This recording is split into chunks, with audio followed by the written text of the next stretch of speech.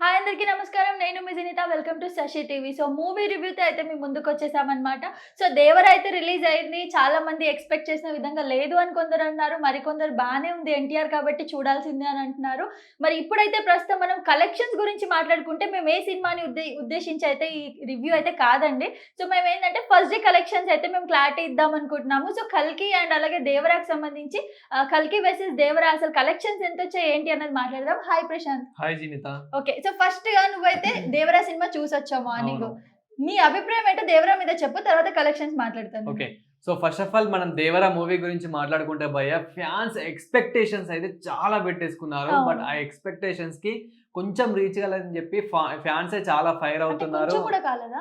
లేదు లేదు అట్లా అంటలేను. అంటే వాళ్ళు ఎక్స్‌పెక్టేషన్స్ పెట్టుకునే అంత అంటే ఇప్పుడు 100% ఎక్స్‌పెక్టేషన్స్ పెట్టుకుంటే ఒక 50, మన 'దేవర' మూవీ అయితే ఒక 70%, 70 ఓకే. 80% ఓకే. అయితే రీచ్ అయిపోయింది. బట్ అంత ఎక్స్‌పెక్టేషన్స్‌కి రీచ్ అయితే కాలేదని ఫ్యాన్స్ నుంచి అయితే ఇట్లా చాలా కామెంట్స్ వస్తున్నాయి. అదేవిధంగా ఇప్పుడు నేను కూడా చూసాను. సో, నాకు స్టోరీ గురించి మాట్లాడుకుంటే గనక అందులో మెయిన్ నాకు నచ్చిందేంటంటే ఎలివేషన్స్, అదేవిధంగా ఫైటింగ్ సీన్స్, సముద్రం సీన్స్ అండ్ బ్యాక్‌గ్రౌండ్ స్కోర్ ఇవి మాత్రం మామూలుగా ఉండవు భయ్య. అండ్ అందులో ఒక ట్విస్ట్ ఉంటది. సో, మనం యాస్ ఏ రూల్ ప్రకారం అయితే మూవీ అంటే చాలామంది ఆల్రెడీ మీకు స్క్రిప్ట్ చెప్పే ఉంటారు. అండ్ స్క్రిప్ట్ చాలా వెబ్‌సైట్‌లో రానే వచ్చి ఉంటుంది. బట్ నేనైతే ఆ స్క్రిప్ట్ అయితే చెప్పొద్దని అనుకుంటున్నాను.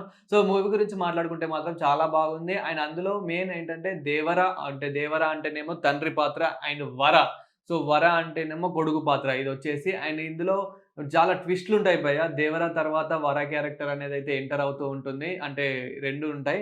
సో, అందులో కొన్ని ట్విస్ట్‌లయితే ఉంటాయి. ఆ ట్విస్ట్‌లకు మాత్రం అసలు మామూలుగా ఉండదు. కొంచెం ఫస్ట్ హాఫ్‌లో మాత్రం కొంచెం అయితే లాగ్ అనిపిచ్చింది. అంటే కొన్ని ఫైటింగ్ సీన్స్ దగ్గర గానివ్వండి, అదే విధంగా కొన్ని ఇట్లా మాట్లాడుకునే సీన్స్ దగ్గర గానివ్వండి, ఇంత అవసరం లేదేమో అన్న ఫీలింగొచ్చింది. అంటే 3 అవర్స్ ఎందుకే ఎక్స్‌టెండ్ చేశారేమో కొరటాల శివ గారైతే ఇట్లా కొంచెం అయితే అనిపించింది. కానీ మళ్ళా డాన్స్ పరంగా చూసుకున్నా గానీ, అండ్ యాక్టింగ్ పరంగా చూసుకున్నా గానీ, సో, మన తెలుగు ఇండస్ట్రీలో ఇప్పుడు ప్రెజెంట్ అయితే ఎన్టీఆర్ తర్వాతనని చాలా మందైతే అంటూ ఉంటారు. అండ్ ఇది మాత్రం నిజమని నిరూపించుకున్నాడు. అండ్ 'త్రిబుల్ ఆర్' తర్వాత ఇప్పుడు మనం 'త్రిబుల్ ఆర్'తో కంపేర్ చేసుకుంటే గనక 'త్రిబుల్ ఆర్‌ని మించి ఉందా అని ప్రతి ఒక్కరికి ఇదే క్వెషన్. అవును. ఏంటంటే 'త్రిబుల్ ఆర్‌కి మరి 'త్రిబుల్ ఆర్‌ని మించిపోయిందా? సో, 'త్రిబుల్ ఆర్‌ని కొట్టేసిందా? దాన్ని బీటీ చేసిందా?' అని ఇట్లాంటి చాలా కామెంట్స్, చాలా క్వెషన్స్. బట్ నాకు 'త్రిబుల్ ఆర్‌తో కంపేర్ చేసుకుంటే మాత్రం అంత అయితే ఏమి అనిపియలేదు. బట్ 'త్రిబుల్ ఆర్‌కి' అయితే అంటే ఈక్వల్ అని కూడా చెప్పొచ్చు గానీ దాన్ని బీట్ చేసిందని మాత్రం నేను అస్సలు చెప్పను. అండ్ మనం ఇప్పుడు కలెక్షన్స్ గురించి. సో, కలెక్షన్ గురించి మాట్లాడుకుంటే బ్రేక్ చేసిందా 'కల్కి' ఫస్ట్ డే కలెక్షన్స్‌ని? యాక్చువల్‌గా మనము 'ఫస్ట్ ఆఫ్ ఆల్ 'కల్కి' గురించి మాట్లాడుకుంటే గనక మన ఓవరాల్ పాన్ ఇండియా లెవెల్‌లో మన ఇండియా వైడ్ అయితే 100,00,00,000 అయితే కొట్టేసింది. ఒక వన్ డేలోనే. అండ్ అదే విధంగా మనకి చూసుకుంటే గనక ఈ వరల్డ్ వైడ్ చూసుకుంటే 180,00,00,000 అయితే దాటేసింది. అండ్ అదే విధంగా 10 రోజులల్ల ఈజీగా 1000,00,00,000 అయితే దాటేసింది 'కల్కి'. అండ్ 'దేవర' ఇప్పుడు ఇదే ఫస్ట్ డే కాబట్టి అండ్ అదే విధంగా 'దేవర' కొంచెం టికెట్స్ కూడా పెంచడం అయితే జరిగింది. అంటే 'కల్కి' టికెట్స్ రేట్ పెంచినప్పటికీ 'దేవర' అయితే ఇంకా దానికి మించి కూడా కొన్ని థియేటర్స్‌లలో అయితే రేట్లయితే పెంచడం అయితే జరిగింది. అదే విధంగా ఇప్పుడు మనం present first day only India వైడ్‌గా చూసుకుంటే గనక ప్రెజెంట్ అంటే 80,00,00,000 వరకైతే రావడం అయితే జరిగింది. అంటే మనకి ఓవరాల్‌గా చూసుకుంటే గనక ఇప్పుడు నైట్ ఇది సో, ఓవరాల్‌గా నైట్ కలెక్షన్స్ అంతా ఫస్ట్ డే నుంచి మనకు ఫస్ట్ ఏదైతే 1 షో ఉందో సో, అప్పటి నుండి ఇప్పటి వరకు చూసుకుంటే గనక కొంచెం మనకి 'కల్కి' 100,00,00,000 అయితే ఇది 110,00,00,000 అట్లా 100,00,00,000 దాటేసినట్టే మనకైతే కనిపిస్తుంది. ఓకే. అండ్ అదే విధంగా వరల్డ్ వైడ్ చూసుకుంటే గనక సో, హ్మ్. మన 'కల్కి' వచ్చేసి 180,00,00,000 ఇది వచ్చేసి సో, ఇంచుమించు అంతే అనిపిస్తుంది గానీ, బట్ అంతా ఈక్వల్ అని అయితే అనిపిస్తలేదు. అండ్ కొంచెం అంటే వెయిట్ చేసి ఏంటి అనేదైతే చూడాలి. సో, 'బాహుబలి' నుంచి గూడా ఒక ప్యాటర్న్ అయితే నడుచుకుంటూ వస్తుంది. ఒకవేళ ఒక హీరోది గాని, హీరోయిన్‌ది గాని ఒక సినిమా హిట్ అయిపోయింది, కొన్ని కోట్లు సంపాదించుకుంది అంటే, నెక్స్ట్ సినిమా ఖచ్చితంగా ఫ్లాపో లేదా నార్మల్ వేలోనే ఓకే. వెళ్తుంది. రీజన్ ఏంటిది అనంటే ఎక్స్‌పెక్టేషన్స్. ఫ్యాన్స్ మెయిన్ అనేది చాలా ఇప్పుడు ఎక్స్‌పెక్టేషన్స్ అంతెందుకు నేను డై పెట్టేసుకుంటున్నారు. Hard fan. ఇప్పుడు మన 'ప్రభాస్' గారికే డై హార్డ్ ఫ్యాన్ హ్మ్. అనుకుందాం. అండ్ నేను రియల్‌గానే డై హార్డ్ ఫ్యాన్. బట్ అప్పుడు మరి అనుకుందామంటావు? 'బాహుబలి' తర్వాత సో 'రాధేశ్యామ్' ఇట్లాంటి మూవీస్ వచ్చినాయి. 'రాధేశ్యామ్' మీద నేను చాలా ఎక్స్‌పెక్టేషన్స్ హ్మ్. పెట్టుకున్నాను. అంటే డిఫరెంట్ లవ్ స్టోరీ ఉంటుందేమో, ఆ! అంటే డిఫరెంట్‌గా ఉంటుంది.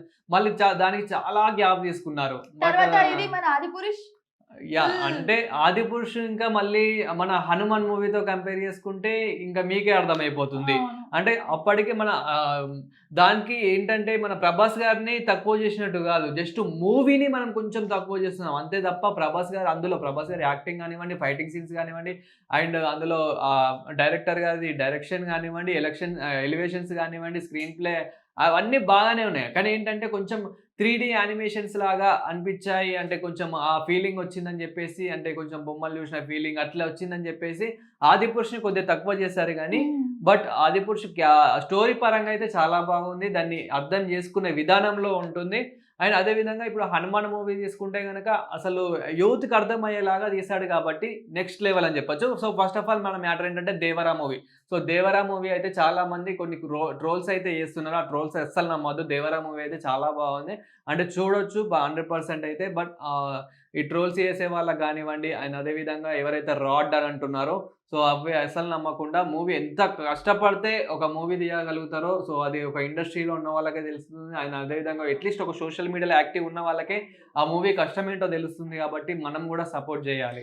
అండ్ మనం అనుకున్నట్లుగానే ఇప్పుడు నార్మల్‌గా అయితే వాళ్ళు పెద్ద పెద్ద హీరోయిన్స్ అంతా పెద్ద పెద్ద ఆర్టిస్టులు, ప్యాడింగ్ ఆర్టిస్టులు ఉన్నారు కాబట్టి ఎంత బడ్జెట్ అయితే పెట్టారో అంతైతే ఈజీగా వచ్చేస్తుంది. నాకు ఒక క్వెషన్ ఉంది. ఏంటి అని అంటే సైఫ్ అలీ ఖాన్ గారు విలన్‌గా ఎలా సెట్ అయ్యారా? సైఫ్ అలీ ఖాన్ నిజంగా భయ్యా ఇది నేను చెప్పడం మర్చిపోయాను. అస్సలు మామూలుగా అంటే ఓన్లీ ఫస్ట్ మర్చిపోద్దు కదా! యాహ్! థాంక్స్ యాక్చువల్‌గా ఇప్పుడు గుర్తు చేసినందుకు. Thank you so much. ఆ!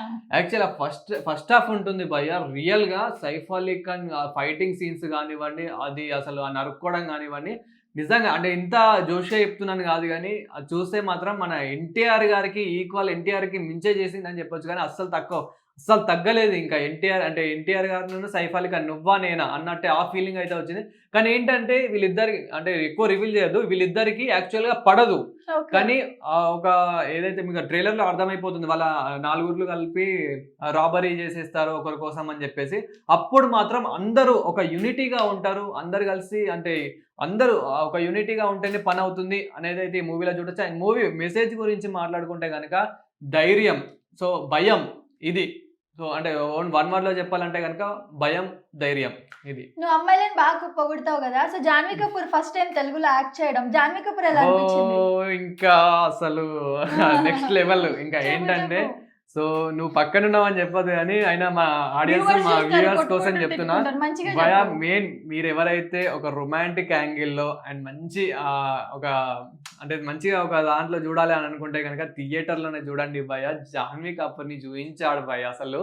మామూలుగా లేదు అసలు. తన బాడీ స్ట్రక్చర్ గానివ్వండి, అండ్ చూయించే ఇప్పుడు మన డైరెక్షన్ ఆ విధంగా అయితే అసలు నెక్స్ట్ లెవెల్‌లో చూపించింది భయ్యా. చూసారా ఎట్లా నవ్వుతుందో?